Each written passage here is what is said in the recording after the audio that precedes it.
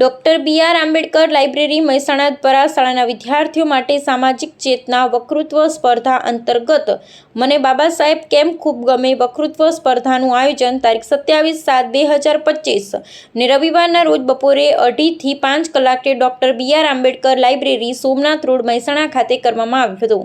આ કાર્યક્રમમાં સર્વપ્રથમ પધારેલા મહાનુભાવો દ્વારા ડોક્ટર બાબા સાહેબ આંબેડકરની ફોટો છબીને ફૂલહાર પહેરાવી શરૂઆત કરવામાં આવી હતી।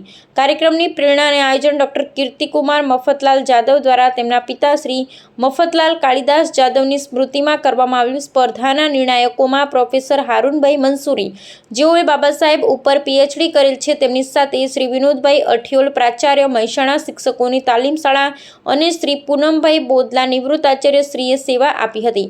સ્પર્ધાને અંતે નિર્ણાયકો દ્વારા પ્રથમ નંબરે શાન અનિલકુમાર સામઠિયા, દ્વિતીય નંબરે ત્રિષા મયંકકુમાર પરીખ અને ત્રીજા નંબરે રિધમ અનિરુદ્ધભાઈ મિત્રાને વિજેતા જાહેર કરેલ। ડોક્ટર કીર્તિભાઈ જાદવ તરફથી પ્રમાણપત્ર અને રોકડ પ્રોત્સાહક ઇનામ આપવામાં આવે। સ્પર્ધામાં ભાગ લેનારા તમામ વિદ્યાર્થીઓને નોટબુક અને પેન આપીને પ્રોત્સાહિત કરવામાં આવ્યા હતા। શ્રી અરવિંદભાઈ પરમાર, નિવૃત્ત assistant general manager, bank of બરોડાએ પોતાના સુંદર વક્તવ્યથી શાળાના બાળકોને પ્રોત્સાહિત કરવાના આ પ્રયત્નને બિરદાવ્યો હતો। એકર દીપાલીબેને પ્રોગ્રામનું ખૂબ સરસ રીતે સંચાલન કર્યું હતું।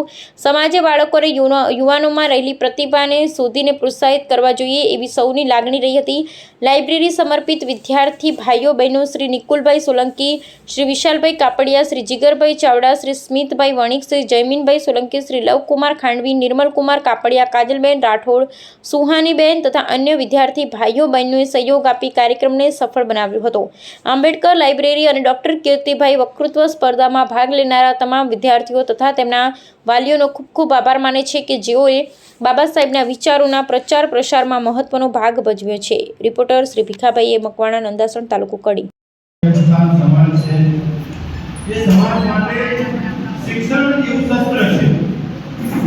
એના સિવાય તમે આગળ નહીં આવી શકો। તમે આર્થિક રીતે સમૃદ્ધ થશો પણ જ્યાં સુધી સામાજિક રીતે સમૃદ્ધ નહીં કરવામાં આવે ત્યાં સુધી આર્થિક સમૃદ્ધિનો કોઈ અર્થ નથી। એટલે ડોક્ટર બાબા સાહેબ આંબેડકર એવું કહેતા, મેં એમનો બહુ ગહન અભ્યાસ કર્યો છે, એમના સામાજિક અને રાજકીય ચિંતનની સાંપ્રત સમયનો શું પ્રસ્તુત આપણે બધા ખાલી ડોક્ટર બાબા સાહેબ આંબેડકરને યાદ કરવાથી શ્રદ્ધાંજલિ આપવાની નથી, આપણે એના વિચારોને આપણા બાળકો સુધી પહોંચાડવા।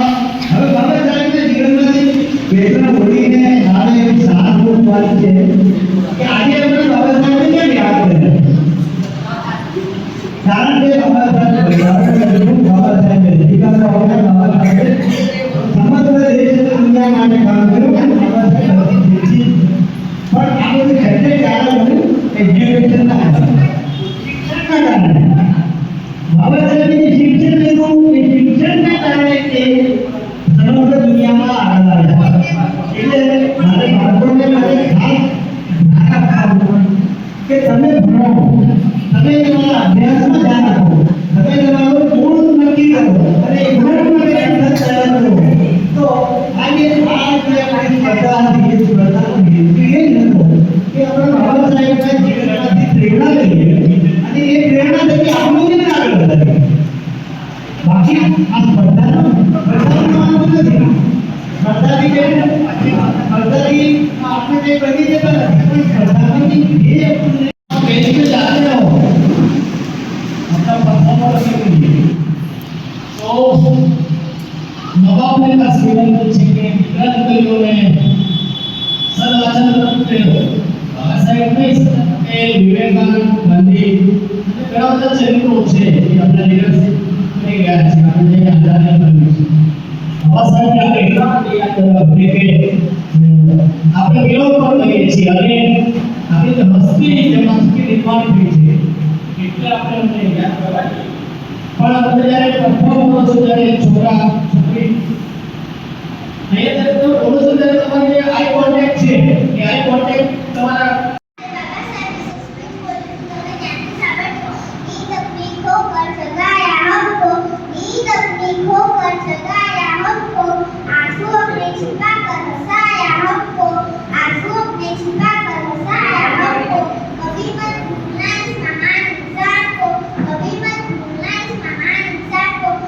कहते हैं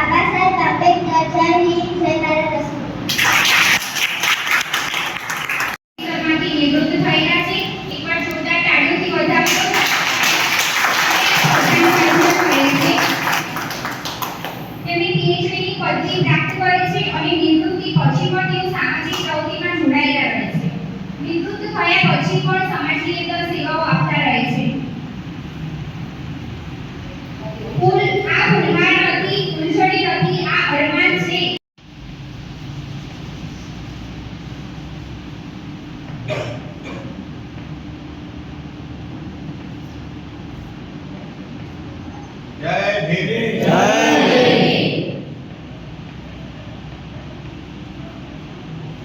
हिल जाए जहाँ सारा जब गूंजे जय भीम का नारा। हिल जाए जहाँ सारा जब गूंजे जय भीम का नारा। जय भीम, प्रेम से बोलो जय भीम, सारे बोलो